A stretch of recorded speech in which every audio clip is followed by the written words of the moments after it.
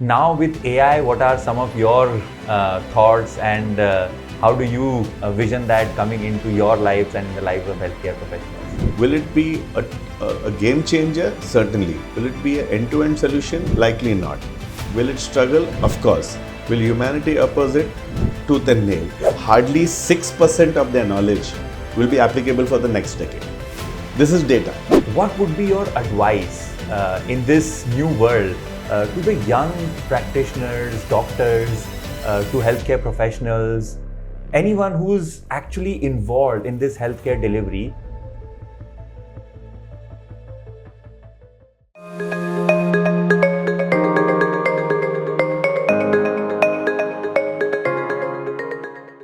Hello everyone, welcome to Evolve. Talks about healthcare's digital evolution. I am Vikalp Sahni, your host, navigating this dynamic landscape of healthcare and technology.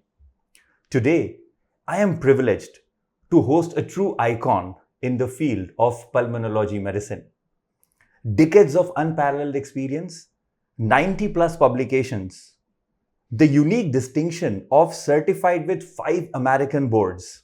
He was named Legend of Pulmonology Medicine 2018 by Times of India and was also Bengaluru Citizen of the Year 2022 for his selfless care and service during COVID pandemic.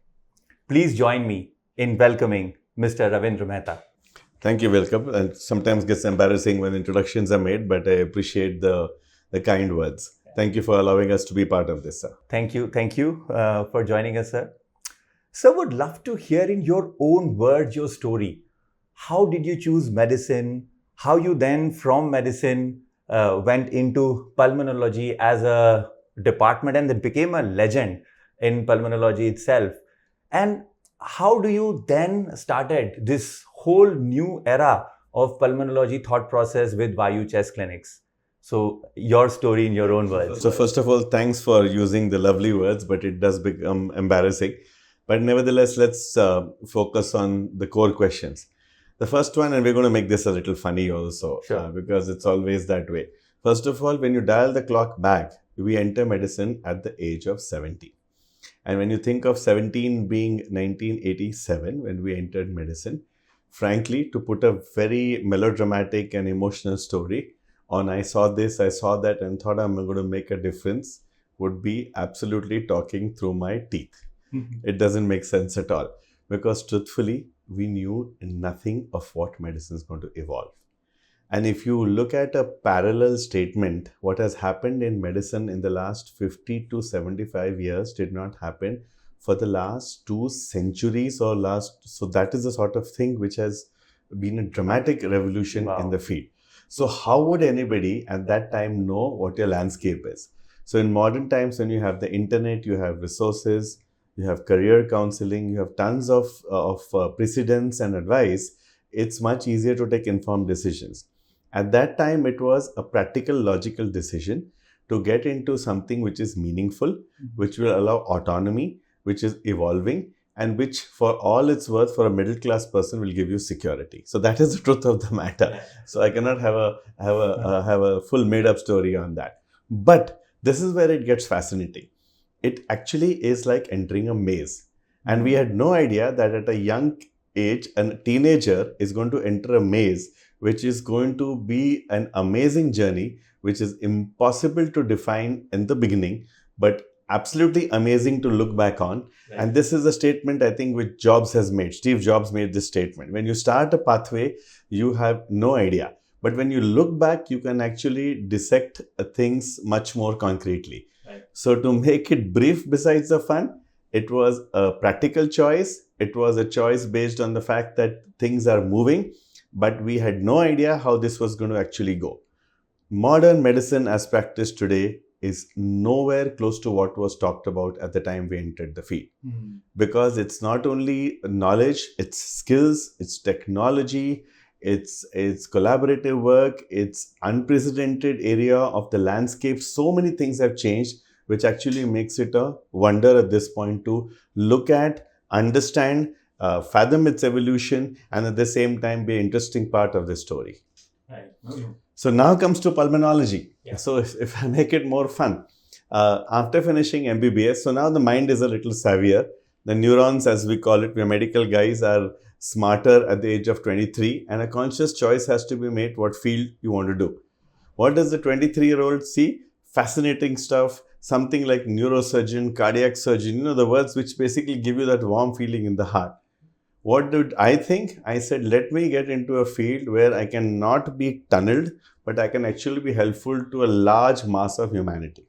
Wow. And at that point was general medicine. Hmm. So I gave up my aspirations of being a top-notch, cutting-edge surgeon and went into medicine, thinking that at least from the age of 12 to 100 plus, I can actually be of use. So that was the single thought which drove me towards medicine. And then, as I said, it's a maze, and neither did I know what was coming at the end of every road we took. After we finished medicine, that was the time when the United States opened its doors. Anybody who did medicine had this tremendous urge, peer pressure, or motivation to look at it positively to go abroad. And let's look at it practically. Practically, the United States offered much more. That was the time when there was no cell phones. A landline was a luxury. India to US calls for 90 rupees a minute. And technology, knowledge, skills were held by borders, boundaries, and geographies. All that seemed to be a lovely jump to make. It was like a child jumping to the moon. And so the US became the go-to destination for most of us. Right. In my particular field, I started to like critical care a lot. I was in Mumbai, and in Mumbai, we used to see a lot of ICU care, and we realized there's tons to do, but a lot can be understood better. And that was the impetus to go to the US. Mm-hmm. When we entered America, they made us redo our degrees in general medicine.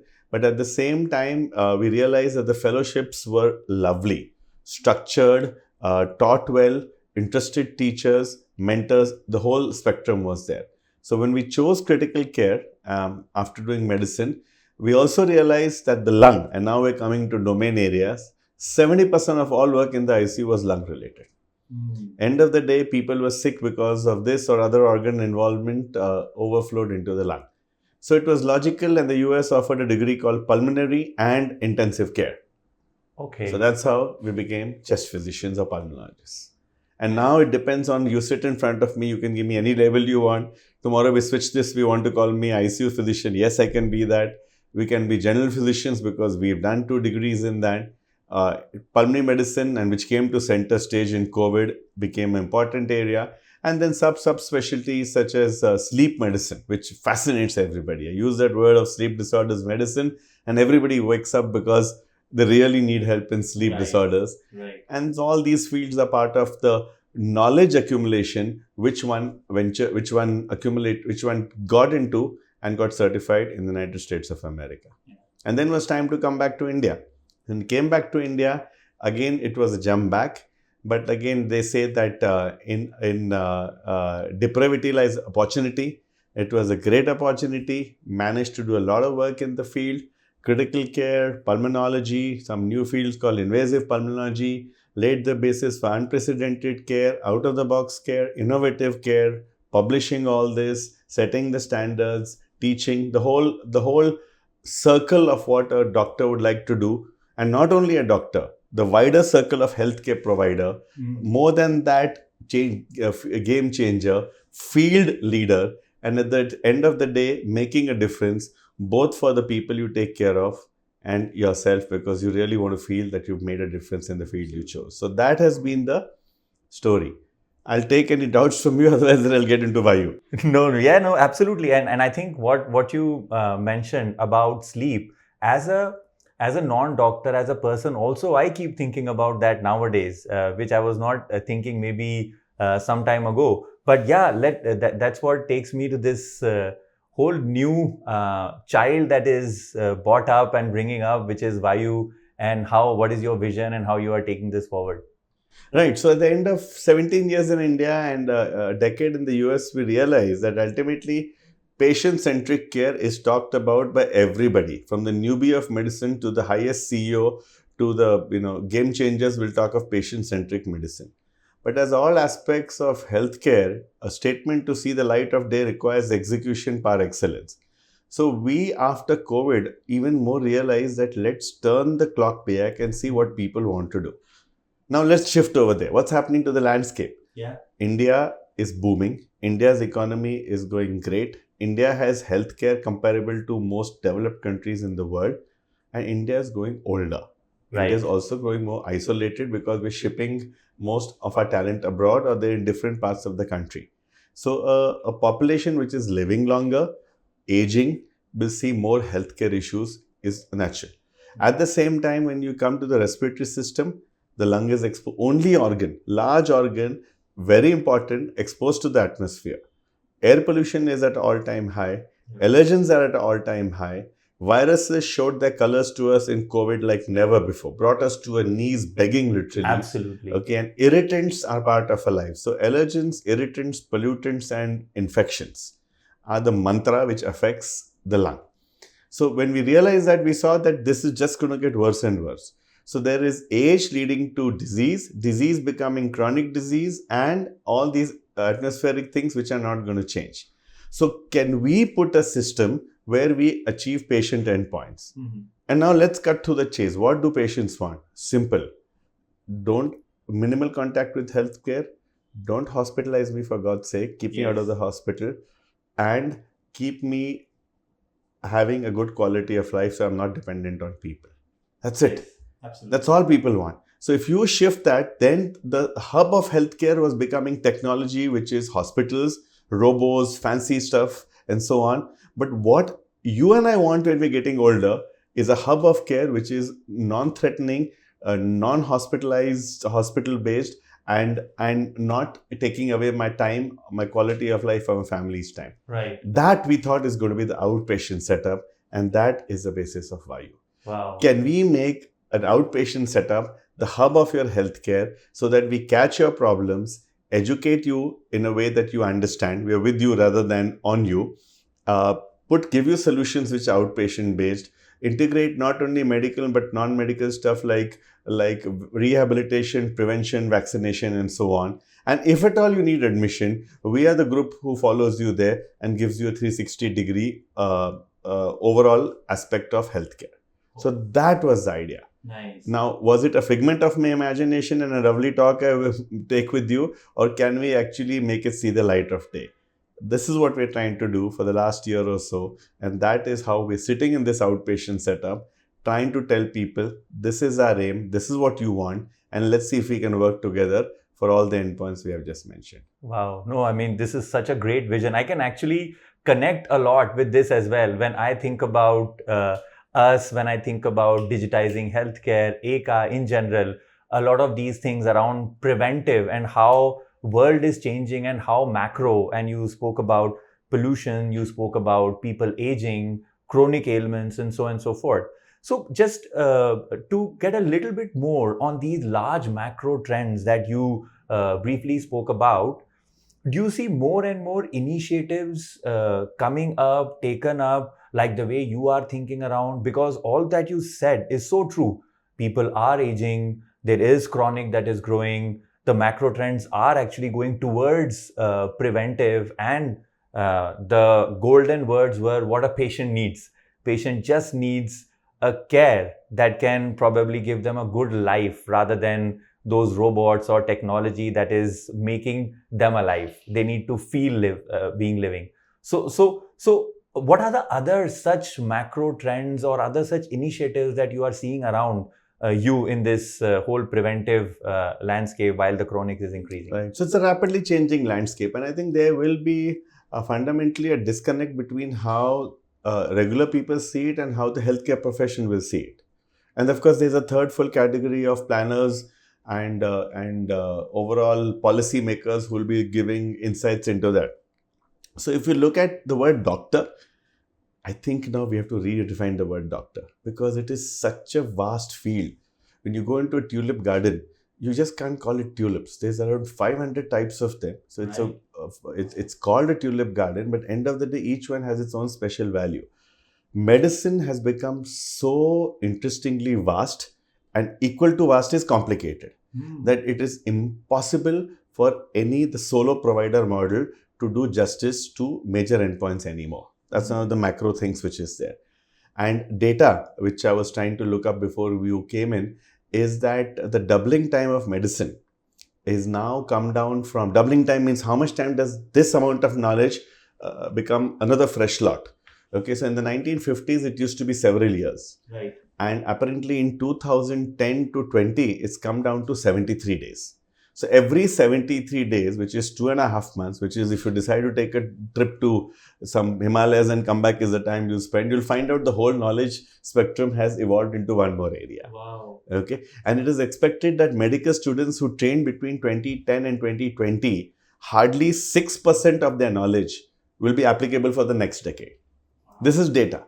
So when you look at the fact that data is moving so fast, how can you expect any one provider to take care? So if you have the endpoint of I am going to give the best current care to my patient and I am going to base it on scientific standards. So these are the two things which are motherhood statements. Then you absolutely have to look at healthcare with a different lens. And that lens will involve knowledge, delivery of healthcare by providers, appropriate diagnostics, appropriate therapeutics, appropriate follow-up, and stitching it into a panorama where people like you are coming in with digital health solutions. And It's not new, right? I mean, the United States started this in 1999 when the first EMRs, I think, came roughly, and so on. So this is a big trend going on right now. The second is that as you get sub-specialized, you need somebody to stitch everything together. And that used to be the role of the general practitioner and the primary care physician. Very challenging. How is he going to know the latest bolt which is being put into a spine versus the latest stent being put into an artery or a neuro procedure which is so high-tech? So again, a very complicated thing. And how does one go through that maze and do justice so as to achieve current endpoints? Wow. So these are several things coming out. The third is obviously the fact is that doctors are more and more becoming health, just focusing on their science. But actually their role is perceived as a larger spectrum of being healthcare providers. How do you make that jump? How do you make them effective? Because end of the day, it's not about what my policy makers said, it's about what you want over here. Yeah. You could be somebody who needs a 5-minute discussion or who needs a 30-minute discussion. There's no way to predict it. Yeah. You could be somebody who just needs a simple medication and never meets me again. But at the same time, you could have a chronic illness, which in the first 3 visits, whatever I do is going to decide the trajectory of your life, your family's life, your entire spectrum. And if you take it as the en masse thing, the whole disease spectrum in a nation. So many of these trends are coming out, which actually are quite interesting. And I think that ultimately it's going to be the fact that providers have to be complemented by systems. Individual efforts have to be supplemented by overall system effort. And no doubt, data, technology, knowledge, communication, all of them have to be woven into a model which works for current healthcare requirements, which we talked about earlier. Wow. No, it's pretty fascinating when you say that. And I used to think that technology changes so fast. But when you talk about medicine and 73 days of that example on how things are changing and its specialization and subspecialization. So, sir, we would love to understand how a technology can now come in, and what are your some of these experiences with technology that can actually help in shaping up these macro trends. And do you feel that technology and healthcare has to go so hand in hand together that these macro trends, if these macro trends needs to be tackled? Right. So what are your views? So more fun. So adding to what you said, if I studied medicine in 1975, 80, 85, 4 books was an investment for the next 20 years. Because that's it. Yeah. Whatever was in the books, complemented by my authority, my confidence and delivery, was what your father would accept or my father would accept. That was it. You did not need to do anything anymore. And that is why the line between the known and the unknown was not there at all. The known was what I told you as a doctor, and you will accept it. And that's how people build their lives, their careers, and their names. Shift 20 years later. Everything is verifiable. So the line between known and unknown is a big band now, which is supplemented by Google, AI, so many things. So when you sit in front of me, you can put in a search right in and you will be able to ask me so many more questions.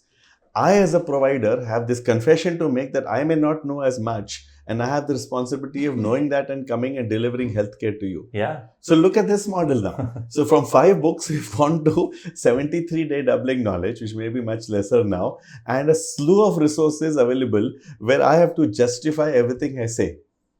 The other day, I was sitting in a physiotherapy session for my own physiotherapy. In the neighboring chamber was a lady, all of 75. And she said in a very resounding, confident voice to the young physiotherapist, every exercise you do, please tell me what you're doing. Otherwise, I cannot do it or follow it. And I don't only want that exercise, can I take a video? And she had a human out there taking a video, just like we're doing this, to find out. And I could see the physiotherapist a little nervous, and they said, no, we'll give you a sheet. They said, no, I want a video. This I would have never imagined 25 years ago. Wow. This sort of understanding, questioning, expectation was never there. So how do you actually deliver healthcare? Yeah. So when you do that, this is when the question originally comes up. It's always going to be a question of what data is there. How can you rationalize that data for both analysis, testing, making a plan, implementing the plan, following up the patient, looking at overall trends for public health or epidemiology, using it as a basis for teaching and research, and at the same time adding to global literature and uniquely doing your own stuff. Make in India or what works for you. Yeah. This is a system approach. A system approach will necessarily involve technology like never before. Absolutely. And very well put out that, and you mentioned a lot about data, you mentioned about systems, you mentioned about how, and also to some extent, we are also scaling quite a lot. The number of people that we see on a day-to-day basis are also increasing. But if I look at it, healthcare still needs a lot more to adopt technology on a day-to-day basis. What would be your views and how this will change or this will evolve, where there will be a far more use of technology to capture that data, to make sure that the information is gathered in such a way that systems understand? And what are certain challenges that you see where technology is not able to cross that barrier of adoption and incorporation of it in the day-to-day lives of doctors and healthcare professionals? So to be accurate, but at the same time slightly complicated, but which may be useful, is that I think healthcare will have to be looked at exactly what is required in what area. Right. And our country is interestingly amazing. Like, we used to say in COVID times, we are like 4 Americas, now 5 maybe. We are like 20 Italys and maybe, more number of New Zealands, all put into one. That's one way of looking at it. The second way of looking at it is we have so many tiers of healthcare. As they say, India is 3 centuries in the same century. We have some areas which are still in the 19th century maybe, some in the 20th, some in the 21st. So all that is going on in this country. So to deliver effective healthcare, your question is very simple. Should you be a lumper or should you be a splitter? A lumper model where you put everything together is great for policymakers, but it will fizzle out somewhere or the other. So think at a lumper level, but your implementation at a splitter level is very essential. What we do for a 3rd level district is very different from what we do in a modern state-of-the-art corporate hospital or an All India Institute of Medical Sciences. It is different. Right. So your solutions will have to be catered to that. Right. If I have a farmer sitting in front of me who doesn't want to understand, says just relieve my symptom, give me whatever medication you have. I don't need too much of knowledge and education. Just fix it. Versus, as I told you, this lady who wants to know every exercise done on her and wants to video it. How do you create sensibility in variability? That's the whole challenge. When it's so that is a challenge right now. Tech has become a routine part of our lives. I mean, we use tech at every instance, right from whenever you look at hospital-based medicine, it's tech all the way. Instruments, operation theaters, intensive care units, wards, monitoring, everything is tech right now. Right. It's only a question of the level of tech which is employed, and level of tech is again knowledge, skills, economics, which is driving it all, and utility in the long run, because tech will reinvent itself. So this is the issue right now. When it comes to answering your question concretely, I think the solution would be to figure out at least some common pockets of healthcare, how to look at healthcare delivery with tech in that. For example, in this outpatient area, we have adopted an electronic medical record where you've been so useful to us. And how do we use a combination of both to give care using the statement I made before, patient-centric? Right. Because they really don't care much about what I'm writing. They really only want the product to be delivered. But for us, we have to write this, get the data in, figuring it out, give them panoramic care, give them care which was higher than before, and get things out of this memory to something which is system based. Right. No, it's a very good point. Customize the product, customize the technology to the right user, to the exact user. Make your cohort so vertical that you are able to solve the end-to-end needs, and while doing that, making sure that the patient care is paramount. So that is what I would take away from this. But now technology is also, sir, is getting vast, right? From collecting data or making sure that you have all the information about patients, to now this whole world of AI and generative AI, and using technologies to see radiology reports, to a lot of these other things that are now being delivered using AI itself.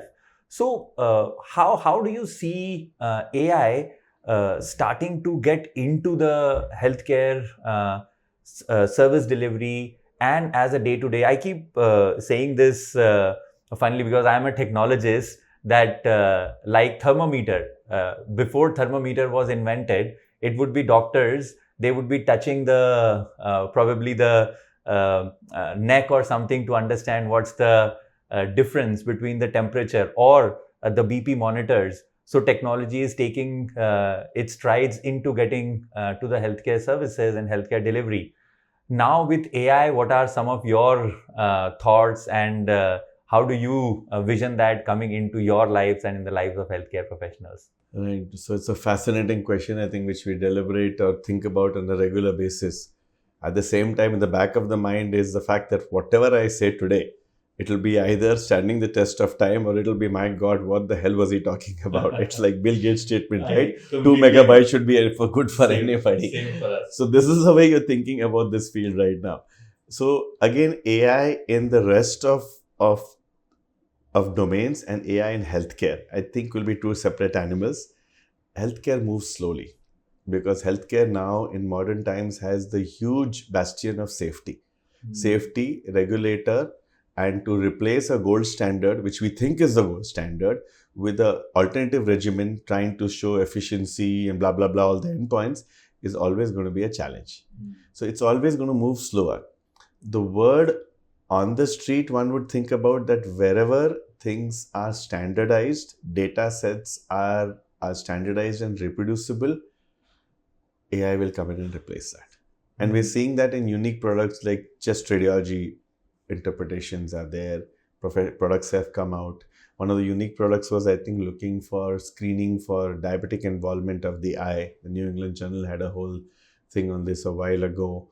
And bits and pieces of it. Sometimes it's not like a lock stock solution. It's a part solution, but it at least is much better than what was going on earlier, and so on.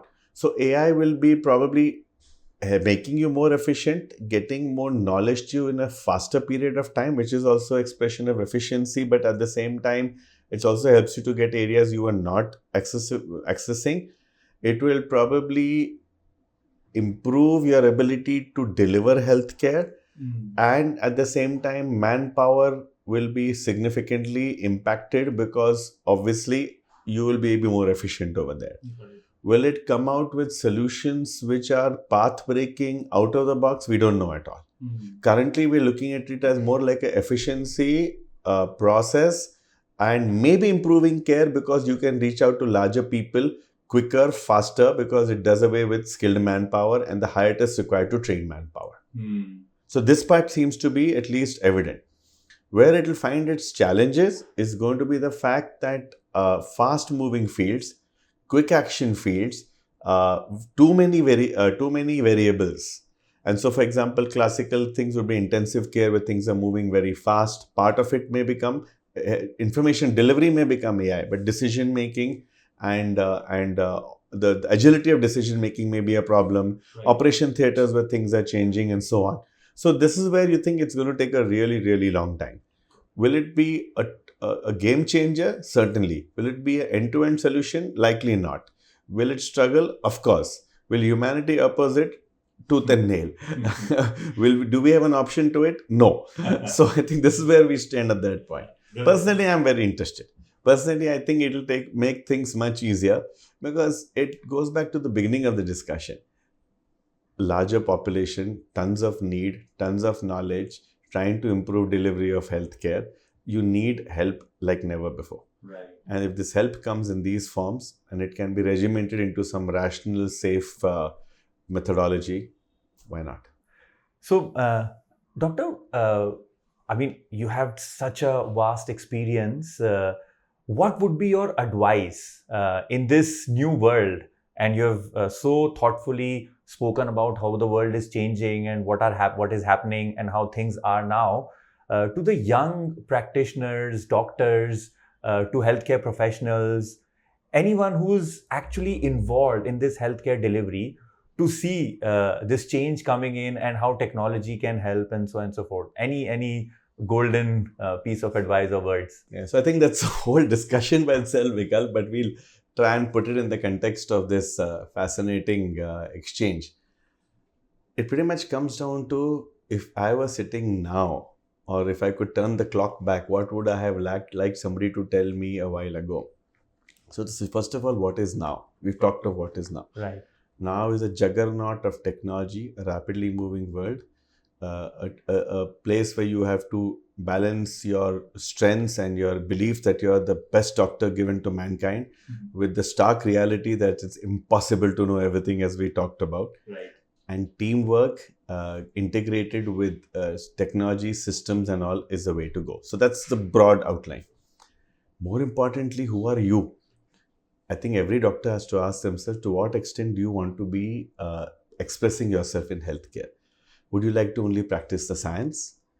That's one part of it. Would you like to go the next level and be a healthcare delivery professional, where you not only look, but you start looking laterally? In front of me is a startup person who has only looked laterally. Would you like to then look at how to change the landscape? Because it's a very fast moving but very exciting landscape. Right. Fast moving landscapes by definition will have vacuums in them. And would you like to be very impactful in your life and leave something out there? So this is the way you could look at the tiers of healthcare. The first thing you should do is find out who you are. That famous statement, everything else you can find on Google, just figure out who you are. So what do you want to do? And if you can't figuring out, the next best thing is find a mentor. Find an excellent mentor. I'm not saying anything new which is there in the worldwide advice spectrum. Find a mentor who can help you think about this and guide you. There you will know who you are. Because through the years that we've seen trainees, we've seen guys regular, we've seen out of the box, we've seen extraordinary, and we've seen people who are game changers. All of them are there. In medicine, however, because we are so structured and so hierarchical and so process and system based, and we are not allowed to deviate, lateral thinking comes down sometimes. So the advice, to backtrack on the question and put it into perspective, the advice to the newbie is, look at the landscape. Don't look at it this way. Turn your head around, look up and down, turn it in all directions, because the landscape is greener, wider, like never before. Then figure out what you want to do and try to answer that impossibly irritating question of, where do you see yourself in the next 5 to 10 years? Right. Try to figure out whether you are any one of these, what level of practice you want to do. And if new stuff, provocative stuff, impactful stuff, changing stuff excites you, get onto the bandwagon of a mentor who can guide you. Because let's not forget, mentors also carry the burden of finding succession plans. Right. So end of the day, you will be the one who will benefit, and you will take on this particular task like never before. This, I think, if message gets out to the newbie, they may think a little more differently than the poor, tired, overworked professional who's coming out thinking, where can I practice, start working and make my life, make my field money and so on. they would actually not only do service to themselves, but they would actually change society, the practice of medicine, and put this country on the landscape like never before. No, and very well put, sir. Because of so much that is changing, it is very important to have first the breadth, but then figure out who you are and find out that mentor. Thank you so much. Yeah. You're welcome. So thank you for watching the maiden session of Evolve with Dr. Ravindra Mehta. If you have any feedback, any suggestions for us, happy to take it. You will see more often all of us coming together with some great personalities in healthcare and healthcare services, and how that is converging into this new world of healthcare and technology coming together. Thank you so much.